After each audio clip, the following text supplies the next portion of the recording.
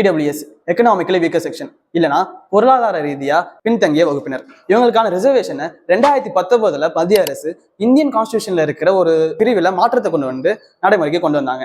General category OBC இல்லைன்னா SC ST இல்லாதவங்களுக்கு இந்த இடபிள்யூஎஸ் வந்து பயன்பட்டு இருக்கு. Central government universities, central government ஜாப்ஸ்ல 10% இடஒதுக்கீடு தான் இந்த இடபிள்யூஎஸ்க்கான சாராம்சமே.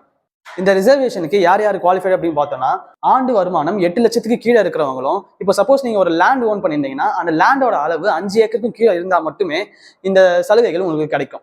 இப்போ இடபிள்யூஎஸ் மேல இருக்கிற பெரிய ஒரு கிரிட்டிசிசம் என்னன்னா, ஏற்கனவே நடைமுறையில இருக்கிற ஜாதிய ரீதியா இருக்கிற ரிசர்வேஷனுக்கு இது ஒரு தடையா இருக்கும் தான். 2022 பல வழக்குகள் இது மேல போடப்பட்டுச்சு. ஆனா இந்தியன் கான்ஸ்டியூஷன் பெஞ்ச் 3:2 என்ற ரேஷியோல இடபிள்யூஎஸ் செல்லுபடி ஆகும்னு தீர்ப்பு கொடுத்துட்டாங்க. தமிழ்நாட்டில் பொருளாதார ரீதியாக பின்தங்கிய வகுப்பினருக்கு இடஒதுக்கீடு இப்போ வரைக்குமே கிடையாது. ஏன்னா தமிழ்நாட்டில் ஆல்ரெடி 69% ரிசர்வேஷன் அமல்ல இருக்கு. இதனால இடபிள்யூஎஸ் இம்ப்ளிமெண்ட் பண்றதுக்கான ப்ராக்டிகல் டிஃபிகல்டிஸும் இருந்துட்டே தான் இருக்கு.